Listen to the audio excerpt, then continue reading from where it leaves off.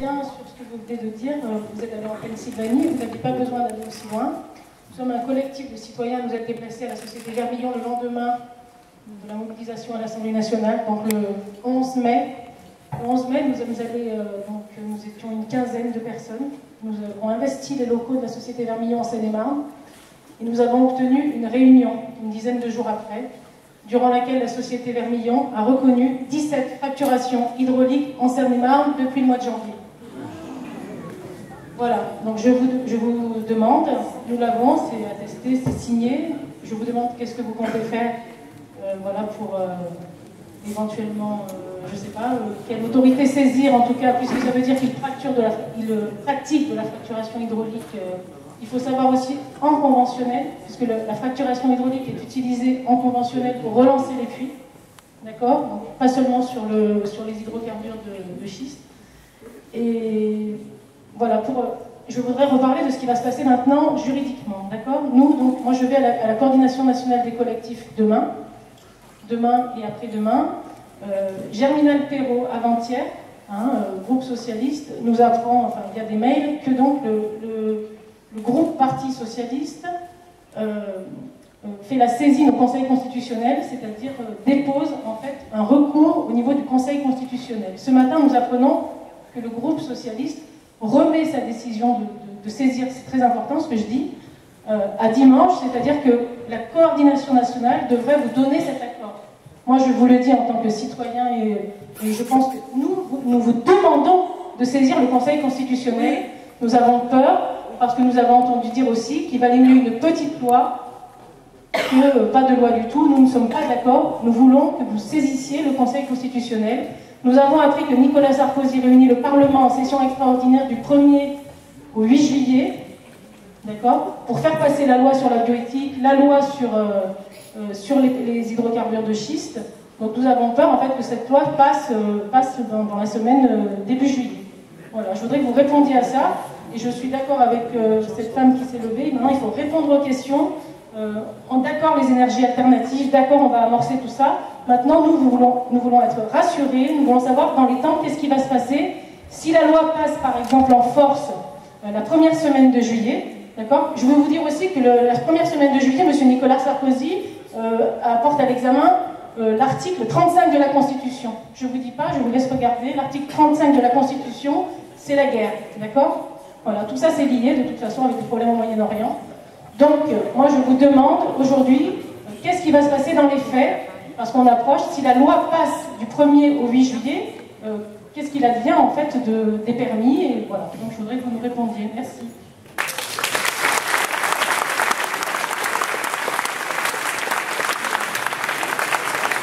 Je voudrais répondre sur cet aspect-là du Conseil constitutionnel.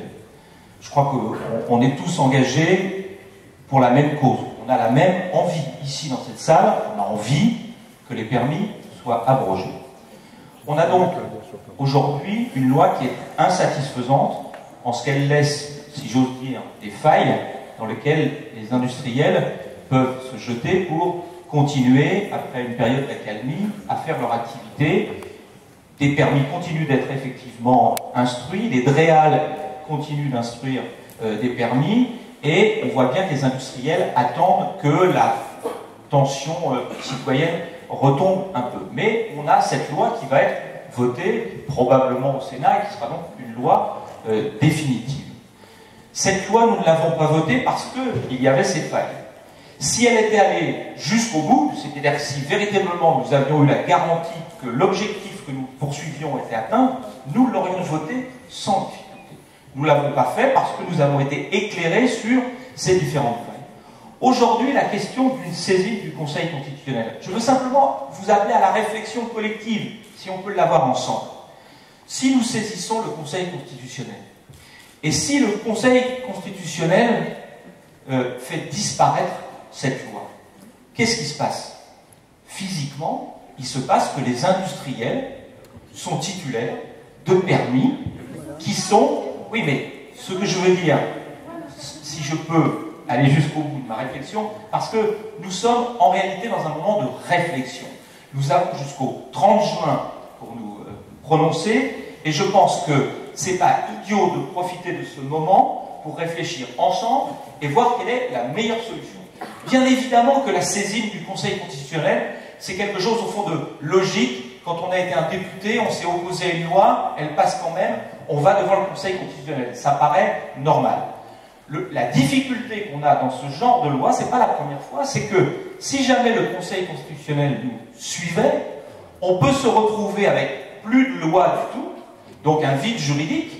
Et à partir du moment où on est dans un vide juridique, on est dans la situation antérieure. C'est-à-dire que ceux qui ont des permis, qui sont titulaires des permis, ben, ils ont ces permis. Alors, on peut dire, mais dans ces cas-là, on redépose une nouvelle loi, on recommence à légiférer, bien évidemment. Mais je veux juste vous faire toucher du doigt cet aspect-là qui n'a pas toujours été mentionné. C'est qu'il y a aussi le risque que des gens qui sont engagés dans une lutte sur un territoire se disent, ben alors, les socialistes, vous êtes contre l'extraction des gaz de schiste, et finalement vous avez fait une action devant le Conseil constitutionnel qui aboutit à annuler une loi qui n'est pas géniale, qui est bourrée de failles, mais qui peut peut-être nous permettre de continuer le combat pour essayer de préciser les choses. Donc moi je demande simplement que ce moment-là, et moi si je suis ici pour écouter les gens qui se sont le plus mobilisés en France, c'est aussi pour rendre compte au groupe socialiste auquel j'appartiens, de ce que pensent les gens.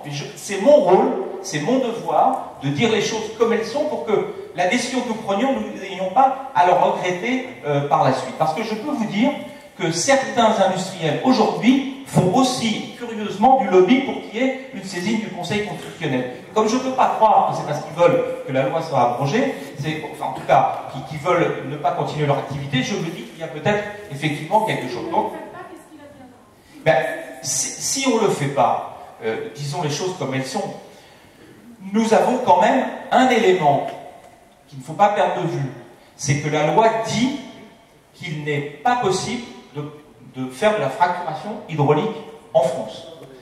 Elle donne 2 mois aux industriels pour qu'ils disent autre chose. C'est de l'enfumage. C'est un enfumage. La loi ne change rien. Je suis assez d'accord sur le fait que la loi nouvelle ne change rien, en tout cas qu'elle permet aux industriels. Je suis désolée, c'est important. Je suis rentrée dans le Sénat, d'accord? J'ai été invitée au Sénat, en personne, c'est moi qui ai écrit l'article. J'ai rencontré Claude Biwer. Claude Biwer, c'est le sénateur centriste de la Meuse qui a modifié la loi entre la... C'est vrai ce que je dis, hein, qui a modifié la loi entre l'Assemblée et le Sénat et qui a rajouté la fracturation hydraulique à des fins scientifiques.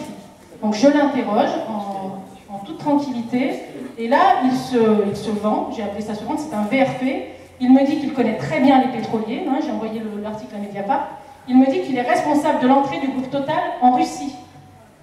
D'accord? Quand il y a une vingtaine d'années, M. Claude Biwer a fait rentrer le groupe Total en Russie. Donc moi je vous demande aujourd'hui, c'est très important, la fracturation hydraulique, elle est autorisée aujourd'hui. Si la loi passe, si vous ne saisissez pas le Conseil constitutionnel, si la loi passe, la fracturation hydraulique est utilisée à des fins scientifiques, c'est la même chose, on n'y verra que du feu. On est d'accord, d'ailleurs. Ce qui a été introduit sur la fracturation hydraulique, c'est incroyable, parce qu'on pourrait d'un côté dire on interdit la fracturation hydraulique, mais à titre expérimental, on l'a fait. On sait déjà une chose, c'est que si jamais il y a un puits expérimental de fracturation, on mettra tellement de sécurité autour que probablement, effectivement, il ne se passera rien, mais ce qui n'interdit pas de penser que si jamais à grande échelle les fracturations avaient lieu, ça aboutirait à des problèmes comme on en vient d'en connaître en Angleterre, ou à Blackpool, le 1er avril dernier et le 31 mai, il y a eu des mini-séismes de 1,5 et 2,6 magnitudes sur l'échelle de Richter. Ça peut paraître de petits séismes, mais ça veut dire que la fracturation, elle crée des séismes. Parce que je voudrais vous dire aussi quelque chose que j'ai constaté en voyant ce que je veux dire en Pennsylvanie, c'est la réalité d'une fracturation hydraulique. C'est qu'on a souvent dit qu'une fracturation hydraulique, finalement, c'était de l'eau sous pression avec du sable et des centaines d'agents chimiques. C'est vrai, mais puisque en Pennsylvanie, c'était le groupe justement Halliburton qui était là, il y a même avant tout cela une explosion qui est provoquée, c'est-à-dire qu'on introduit un tube cylindrique dans le forage horizontal puis le forage vertical, on provoque une explosion et dans la foulée, l'eau sous pression, 700 bars, avec les agents chimiques, sont faits. Donc on cache souvent cet aspect explosif qui est tout à fait important et qui crée les séismes qu'on a eus, qui crée aussi des dégâts sur l'eau avec du méthane très présent justement en Pennsylvanie dans l'eau, et tous les dégâts qui sont avec. Alors, bien évidemment, cette loi, elle nous pose problème parce qu'elle ne va pas jusqu'au bout de ce que nous voulions. Il faut effectivement arriver à une législation qui interdise, d'abord, qui abroge définitivement les permis, et comme cela a été dit par mon collègue sénateur et Ségolène avant, le gouvernement doit le faire. Parce que quoi? Si le gouvernement avait eu connaissance, puisqu'il ne l'a pas eu, des dégâts sur l'environnement, on peut penser qu'il n'aurait pas accordé ces permis. Donc dès lors qu'on voit qu'il y a ces dégâts, il doit les abroger. Mais derrière, effectivement, le geste est significatif. Il y a des enjeux financiers absolument colossaux. Et donc c'est cela qu'il faut prendre en compte. Mais bien évidemment qu'il nous faut une autre législation. Il faut une législation qui aille jusqu'au bout. C'est-à-dire qui dise, nous renonçons au gaz de schiste pour tout un tas de raisons. Parce que ça va provoquer une augmentation considérable des émissions de gaz à effet de serre. Ça veut dire que la France n'atteindra pas l'objectif qu'elle s'est fixé en 2050 de diviser par 4 ses émissions de gaz à effet de serre. Ça veut dire aussi qu'il y aura des dégâts non seulement sur les paysages, mais aussi des dégâts sur la biodiversité, sur les nappes phréatiques, sur les écosystèmes, sur toute une série de choses. Donc on est bien d'accord sur les... On le sait.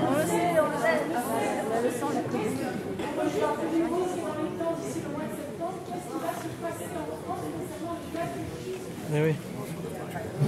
Écoutez, moi je serais tenté de dire que je crois que sur ce sujet, c'est à la fois la mobilisation citoyenne plus celle des élus concernés qui seront en quelque sorte le bouclier pour que rien ne se fasse.